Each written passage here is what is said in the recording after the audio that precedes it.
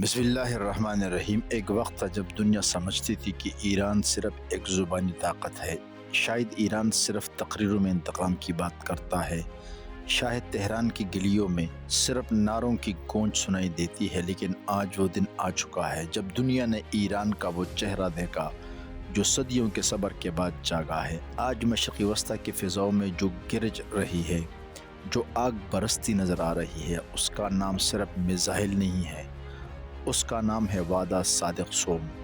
یہ کوئی معمولی مشن نہیں تھا، یہ ایران کا وہ اعلان تھا جو صدیوں سے مقدس سرزمینوں پر بہنے والے لہوں کا جواب بن کر دنیا کے سامنے آیا۔ تل ابیب سے حیفا تک اسرائیل کے جدید ترین دفاعی نظام رات کی تاریکی میں اس طرح لرز رہے تھے جیسے کوئی پرانی بوسیدہ دیوار ہو جس پر سمندر کی موجیں چڑھ دوڑی ہوں۔ آج کی رات ایران نے وہ کر دکھایا جو دنیا کی آنکھوں میں کانٹے کی طرح چبھ رہا تھا۔ وعدہ صادق سوم کی شروعات اس وقت ہوئی جب ایرانی پاسداران انقلاب کے خفیہ ہیڈ کوارٹرز میں آخری ہدایات جاری کی جا رہی تھی۔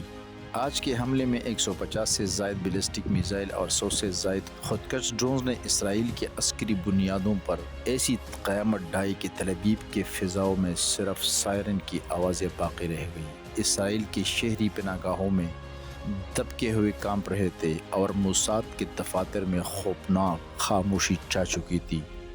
یہ میزائل عام میزائل نہیں تھے، یہ تاریخ کے وہ تیر تھے جو صدیوں کے ظلم کے بدلے کے طور پر نکالے گئے۔ ہر میزائل پر گویا فلسطین کے کسی معصوم بچے کا نام لکھا ہوا تھا۔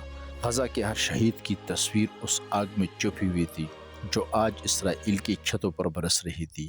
وعدہ صادق سوم صرف ایک جنگی مشق نہیں، یہ ایران کی پوری قوم کی غیرت تھی جو بارود کی شکل میں تل ابیب پر برسی۔ اسرائیل نے چند دن پہلے جب ایران پر حملہ کیا تھا تو وہ شاید یہ سمجھ رہا تھا کہ تہران خاموشی سے سب برداشت کرے گا، لیکن ایران نے پوری دنیا کے سامنے ثابت کر دیا کہ ایرانی قوم اپنے شہداء کے خون کو کبھی رائے گاہ نہیں جانے دیتی۔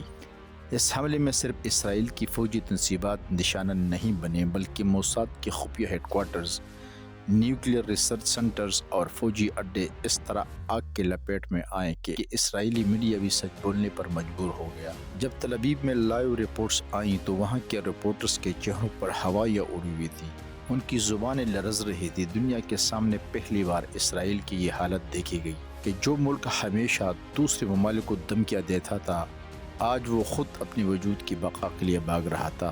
ادھر ایران نے یہ اعلان کر دیا کہ یہ صرف پہلا وار ہے، اگر اسرائیل نے دوبارہ کوئی حرکت کی تو ہم اگلا وار اسرائیل کے دل پر کریں گے۔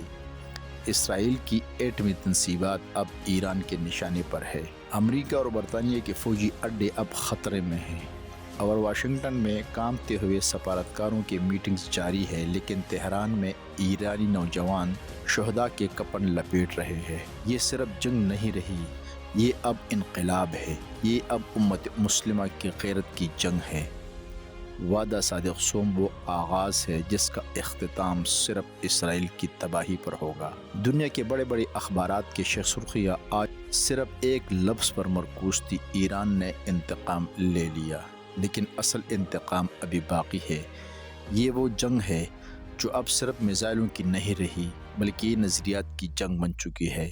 ایران کے ساتھ اب نہ صرف حزب اللہ کڑا ہے بلکہ یمن کے حوثی، شام کے فاطمیوں بریگیڈ سب اپنی اپنی جگہ تیار کھڑے ہیں۔ ہر ایک کے ہاتھ میں بارود ہے اور ہر ایک کے سینے میں ایک ہی نعرہ گونج رہا ہے: اللہ اکبر۔ ایران نے یہ بھی صاف صاف بتا دیا ہے کہ اگر اس جنگ میں امریکہ نے قدم رکھا تو ایران براہ راست خلیج فارس میں امریکی بحری بیڑوں کو نشانہ بنائے گا۔ ایران کی یہ پوزیشن اب دنیا کے لیے ایک نئی عالمی جنگ کا آغاز بن سکتی ہے۔ روس اور چین پس پردہ ایران کی حمایت میں آ چکے ہیں۔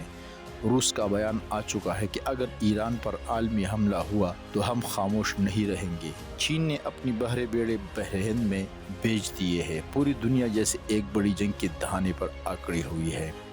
اسرائیلی وزیر اعظم کی آنکھوں میں وہ خوف آج دنیا نے دیکھ لیا جو پہلے کبھی دکھائی نہیں دیا۔ اسرائیل میں عالمی طاقتوں سے مدد مانگی لیکن ہر طرف منافقت چھائی ہوئی ہے۔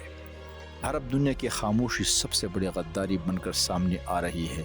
سعودی عرب، امارات، قطر سب چپ ہے۔ شاید ان کے محلات میں اب بھی جشن ہو رہا ہو، لیکن فلسطین کی گلیوں میں آج خوشی کا سما ہے۔ ایران کے میزائل جب تل ابیب پر گرے تو غزہ کی گلیوں میں بچوں نے تکبیر کے نعرے لگائے۔ آج وہی مظلوم بچے جو کل ملبے کے نیچے دبے ہوئے تھے اپنی زخمی جسموں کے ساتھ ہنستے ہوئے کہہ رہے تھے ایران نے بدلہ لے لیا۔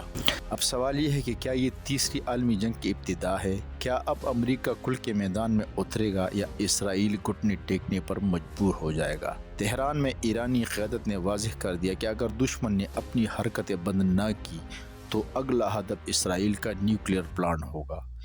یہ وہ بات ہے جس سے اسرائیل کے وزیر دفاع کے چہرے کا رنگ اڑ گیا۔ ادھر اقوام متحدہ کا اجلاس جاری ہے لیکن جیسے وہاں صرف ہوائیوں کی گونج سنائی دیتی ہے۔ دنیا خاموش ہے لیکن ایران نے خاموشی توڑ دی ہے۔ یہ حملہ صرف ایران کی طرف سے نہیں تھا، یہ فلسطین کی چیخ تھی، یہ غزہ کے بچوں کی پکار تھی، یہ یمن کے زخمیوں کی صدا تھی، یہ لبنان کے شہداء کا بدلہ تھا۔ اور ایران نے صاف کہا کہ اگر اسرائیل نے ایک اور قدم بڑھایا تو یہ شعلے اسرائیل کی بنیادوں کو جلا کر راکھ کر دیں گے۔ دنیا چاہے جتنا بھی دباؤ ڈالے، تہران پیچھے ہٹنے والا نہیں۔ وعدہ صادق صوم صرف آغاز ہے، یہ صدیوں کا حساب ہے، یہ حق اور باطل کی جنگ ہے۔ اب فیصلہ تمہارے ہاتھ میں ہے، خاموش رہو گے یا حق کے ساتھ کھڑے ہوگی۔ یہ جنگ اب صرف ایران اور اسرائیل کی نہیں رہی، یہ پوری دنیا کی آگ بن سکتی ہے۔ اقوام متحدہ خاموش، امریکہ دغلی باتیں کرتا ہوا، لیکن تہران کے نوجوان آج یہ کہہ رہے ہیں اللہ اکبر۔ یہ صرف میزائل نہیں تھے، یہ غصہ تھا، یہ غیرت تھی، یہ مظلوموں کا بدلہ تھا، یہ وعدہ صادق صوم نہیں، یہ قیامت کی ایک جھلک تھی۔ اور دنیا نے صرف شروعات دیکھی ہے، اصل کہانی ابھی باقی ہے۔